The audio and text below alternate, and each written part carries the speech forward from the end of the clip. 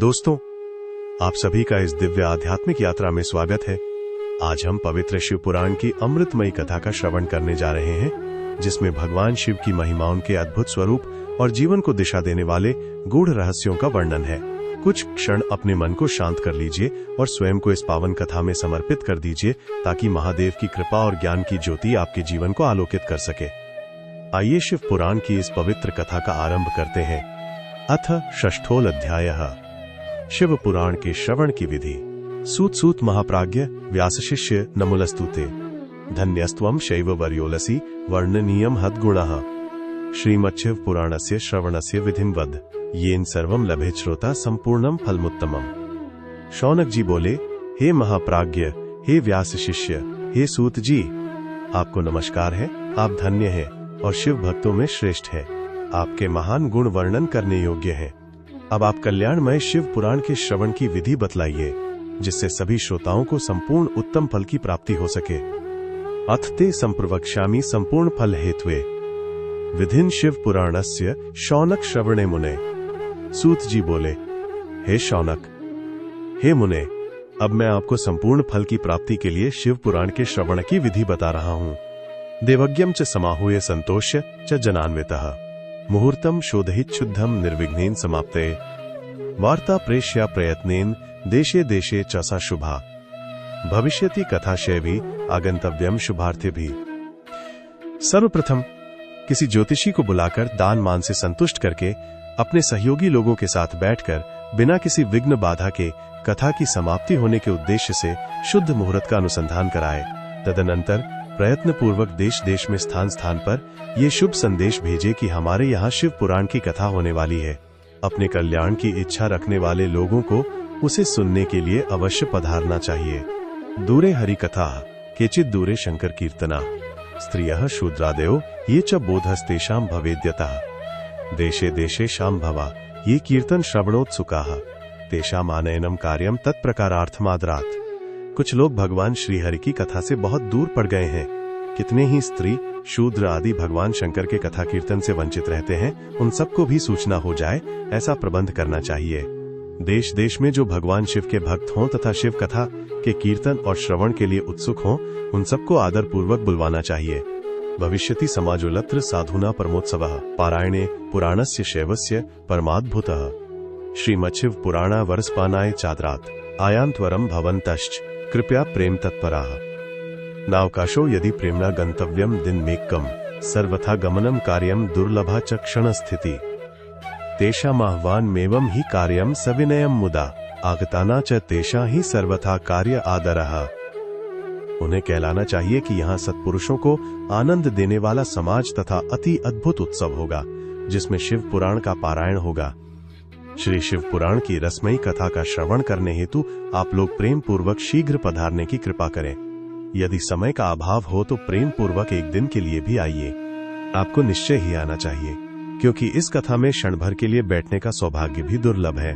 इस प्रकार विनय और प्रसन्नता पूर्वक श्रोताओं को निमंत्रण देना चाहिए और आए हुए लोगों का सब प्रकार से आदर सत्कार करना चाहिए। शिवालय च तीर्थे वा वने वापि गृहेन्त्वा कार्यम शिव पुराणस्य श्रवण स्थल मुत्तमम। शिव मंदिर में, तीर्थ में, वन प्रांत में अथवा घर में शिव पुराण की कथा सुनने के लिए उत्तम स्थान का निर्माण करना चाहिए। कार्यम संशोधनम भूमेर्लिपनम धातु मंडनम विचित्रा रचना दिव्या महोत्सव पुरस्सरम गृहोपस्कर मुद्रित्य निखिलम तद्योग्यकम एकांते गृह कोणे चादृश्य यत्नान्निवेशयेत्। कथा भूमि को लीप कर शोधन करना चाहिए तथा धातु आदि से उस स्थान को सुशोभित करना चाहिए। महोत्सव के साथ साथ वहां अद्भुत तथा सुंदर व्यवस्था कर लेनी चाहिए। कथा के लिए अनुपयोगी घर के साथ सामान को हटाकर घर के किसी एकांत कोने में सुरक्षित रख देना चाहिए। कर्तव्यो मंडपोत्युच्चैः कदली स्तंभ मंडितः फल पुष्पादिभिः सम्यग् विश्वग्वैतान् राजितः चतुर्दिक्षु ध्वजारोपस्य पताकः सुशोभनः सुभक्ति सर्वथा कार्या सर्वानंद विधायिनी। केले के खंभों से सुशोभित एक ऊंचा कथा मंडप तैयार कराए, उसे सब ओर फल पुष्प आदि से तथा सुंदर चंदोवे से अलंकृत करे और चारों ओर ध्वजा पताका लगाकर तरह तरह के सामानों से सजाकर सुंदर शोभा संपन्न बना दे। भगवान शिव के प्रति सब प्रकार से उत्तम भक्ति करनी चाहिए, क्योंकि वही सब तरह से आनंद का विधान करने वाली है। संकल्प्यमासनम दिव्यम शंकरस्य परात्मनः वक्तुश्चापि तथा दिव्यमासनम सुख साधनम। परमात्मा भगवान शंकर के लिए दिव्य आसन का निर्माण करना चाहिए तथा कथावाचक के लिए भी एक ऐसा दिव्य आसन बनाना चाहिए जो उनके लिए सुखद हो सके। श्रोतृणा कल्पनीयानि सुस्थलानि यथार्हतः अन्येषां च स्थलान्येव साधारणतया मुने। हे मुने, नियम पूर्वक कथा सुनने वाले श्रोताओं के लिए भी यथा योग्य सुंदर स्थानों की व्यवस्था करनी चाहिए। अन्य लोगों के लिए भी सामान्य रूप से स्थान बनाने चाहिए। विवाहे यादृशम चित्तम तादृशम कार्यमेव हि अन्य चिंता विनिर्वार्या सर्वा शौनक लौकिकी। हे शौनक जी, विवाहोत्सव में जैसी उल्लासपूर्ण मनस्थिति होती है वैसी ही इस कथोत्सव में रखनी चाहिए। सब प्रकार की दूसरी लौकिक चिंताओं को भूल जाना चाहिए। उदंगमुखो भवेद्वक्ता श्रोता प्राग्वदंस तथा व्युत्क्रमः पादयोर्गयो विरोधो नास्ति कश्चन अथवा पूर्वदिग्गेया पूज्य पूजक मध्यतः अथवा सम्मुखे वक्तुः श्रोतोणा माननम स्मृतम। वक्ता उत्तर दिशा की ओर मुख करे तथा श्रोतागण पूर्व दिशा की ओर मुख करके पालथी लगाकर बैठें। इस विषय में भी कोई विरोध नहीं है कि पूज्य पूजक के बीच पूर्व दिशा रहे अथवा वक्ता के सम्मुख श्रोताओं का मुख रहे। ऐसा कहा गया है। व्यासासन समारूढ़ो यदा पौराणिको द्विजः असमाप्तो प्रसंगस्य नमस्कुर्यान्न कस्यचित् बालो युवात् वृद्धो वा दरिद्रो वापि दुर्बलः पुराणज्ञः सदा वन्द्यः पूज्यश्च सुकृतार्थिभिः। पौराणिक वक्ता व्यासासन पर जब तक विराजमान रहे तब तक प्रसंग समाप्ति के पूर्व किसी को नमस्कार नहीं करना चाहिए। पुराण का विद्वान वक्ता चाहे बालक, युवा, वृद्ध, दरिद्र अथवा दुर्बल जैसा भी हो, पुण्य चाहने वालों के लिए सदा वंदनीय और पूज्य होता है। नीच बुद्धि न कुर्वीत पुराणज्ञ कदाचन यस्य वक्त्रोद्गता वाणी कामधेनु शरीरिणाम गुरवः सन्ति बहवो जन्मतो गुणतश्च वै परो गुरु पुराणज्ञस्तेषां मध्ये विशेषतः। जिसके मुख से निकली हुई वाणी देहधारियों के लिए कामधेनु के समान अभीष्ट फल देने वाली होती है, उस पुराणवेत्ता वक्ता के प्रति तुच्छ बुद्धि कभी नहीं करनी चाहिए।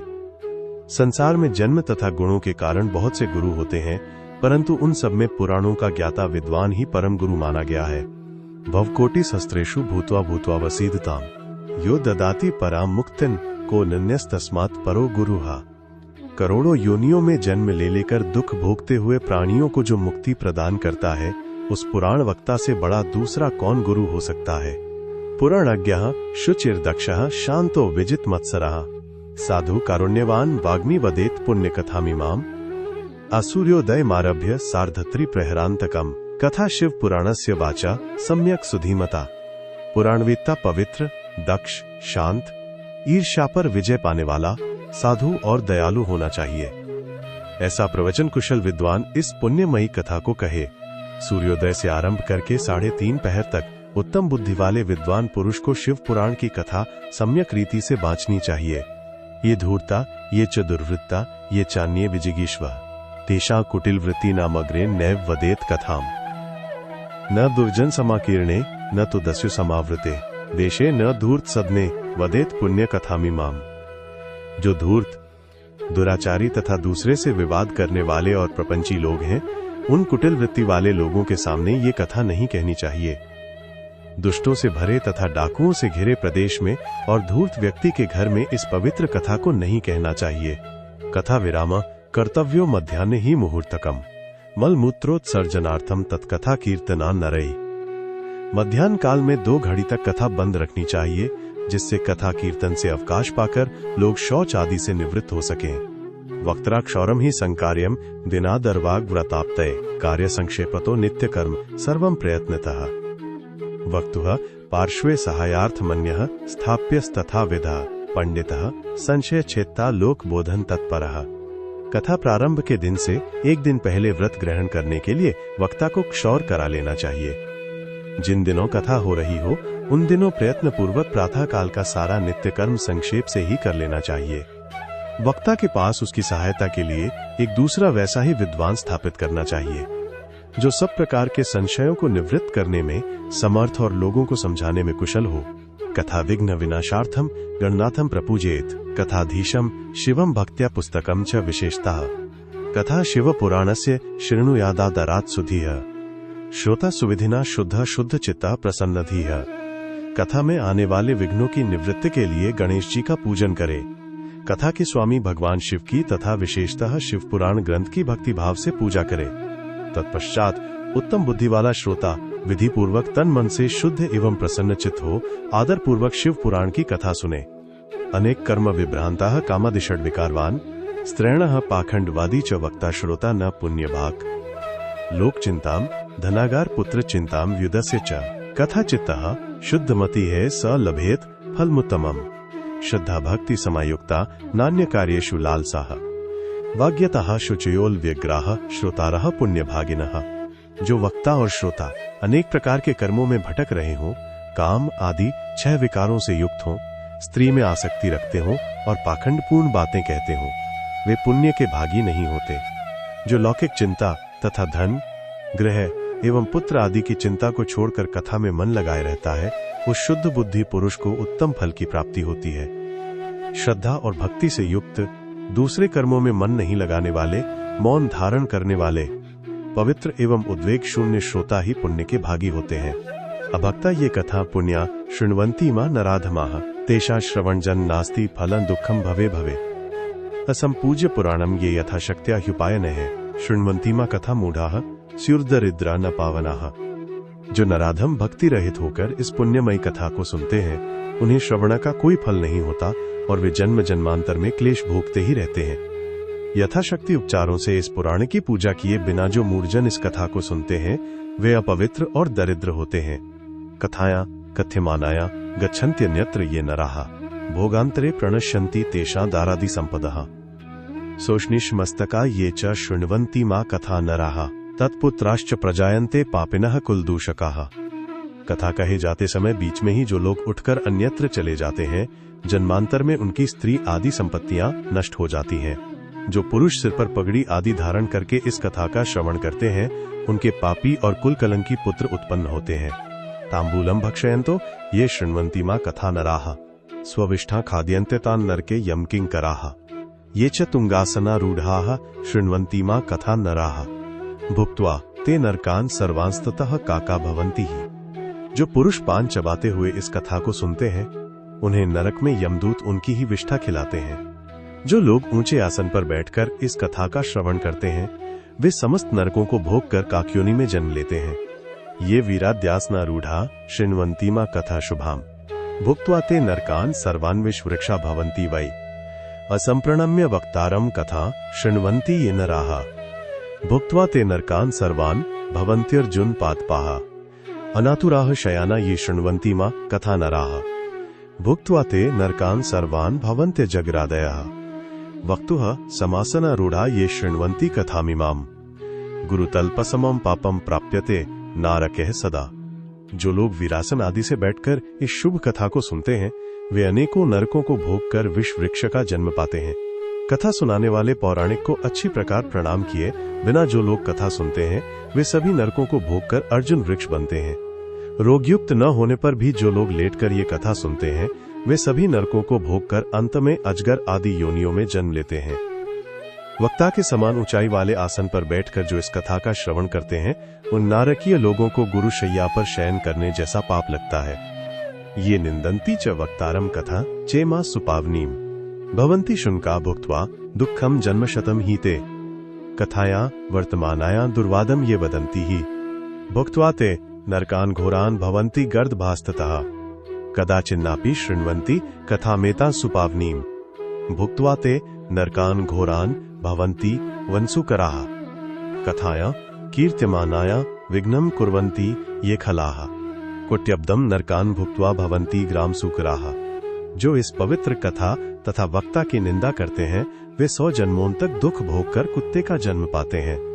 कथा होते समय बीच में जो गंदी बातें बोलते हैं, वे घोर नरक भोगने के बाद गधे का जन्म पाते हैं। जो कभी भी इस परम पवित्र कथा का श्रवण नहीं करते, वे घोर नरक भोगने के पश्चात जंगली सुअर का जन्म लेते हैं। जो दुष्ट कथा के बीच में विघ्न डालते हैं, वे करोड़ों वर्षों तक नरकयातनाओं को भोग कर गांव के सुअर का जन्म पाते हैं। एवं विचारे शुद्धात्मा श्रोता वक्त्री सुभक्तिमान कथा श्रवण हेतोर ही भवेत प्रीत्योद्यतः सुधी।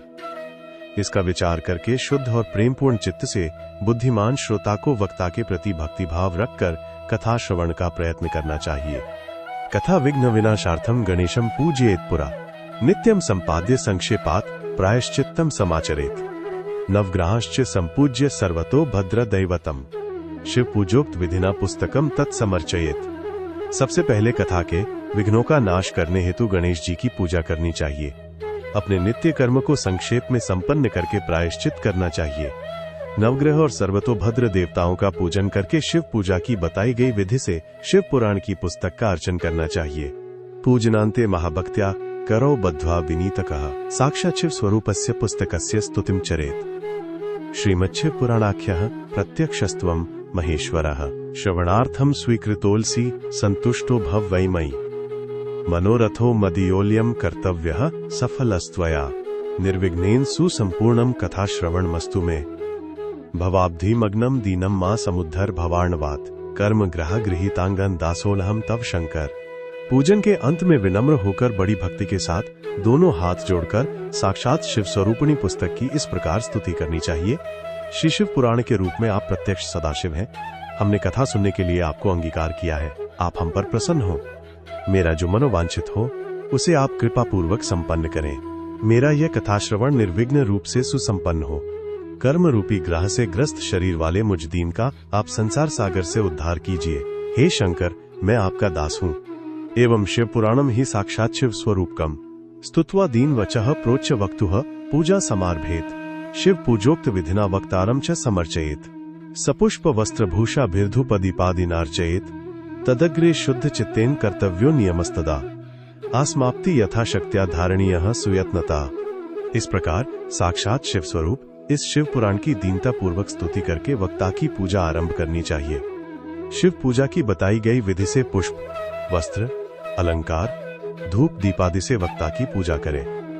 तदनंतर शुद्ध चित्त से उनके सामने नियम ग्रहण करें और कथा समाप्ति पर्यंत यथाशक्ति उसका प्रयत्न पूर्वक पालन करें। व्यासरूप प्रबोधाग्रे शिव शास्त्र विशारद एतत् कथा प्रकाशेन मदज्ञानम विनाशय, वर्णम पंच विप्राणम कार्यम वैकस्य भक्तितः, शिव पंचाण मंत्रस्य जपः कार्यश्च तह सदा। तत्पश्चात कथावाचक व्यास की प्रार्थना करें। हे व्यास जी के समान ज्ञानी श्रेष्ठ शिव शास्त्र के मर्मज्ञ ब्राह्मण देवता, आप इस कथा के प्रकाश से मेरे अज्ञानांधकार को दूर करें। भक्तिपूर्वक 5 अथवा 1 ब्राह्मण का वरण करें और उनके द्वारा शिव पंचाक्षर मंत्र नमः शिवाय का जप कराए। इत्युक्तस्ते मुने भक्त्या कथा श्रवण सद्विधि, श्रोतॄणां चैव भक्तानां किमन्यत् श्रोतुमिच्छसि। हे मुने, इस प्रकार मैंने भक्त श्रोताओं द्वारा भक्ति पूर्वक कथा श्रवण की उत्तम विधि आपको बता दी। अब आप और क्या सुनना चाहते हैं? इति शीर्षकांदे महापुराणे शिव पुराण महात्म्ये श्रवण विधि वर्णनम नाम षष्ठोऽध्यायः। इस प्रकार शीर्षकंद महापुराण के अंतर्गत शिव पुराण महात्म्य में श्रवण विधि वर्णन नामक 6ठा अध्याय पूर्ण हुआ। ओम नमः पार्वती पतये, हर हर महादेव, ओम नमः शिवाय। दोस्तों, अगर आपको ये वीडियो पसंद आया हो तो कृपया इसे लाइक करें और हमारे चैनल को सब्सक्राइब जरूर करें। आपका एक छोटा सा सहयोग हमें प्रेरणा देता है ताकि हम आपके लिए ऐसे ही और भी सुंदर व आध्यात्मिक वीडियो लेकर आते रहें। जल्द ही अगले वीडियो में फिर मुलाकात होगी। धन्यवाद।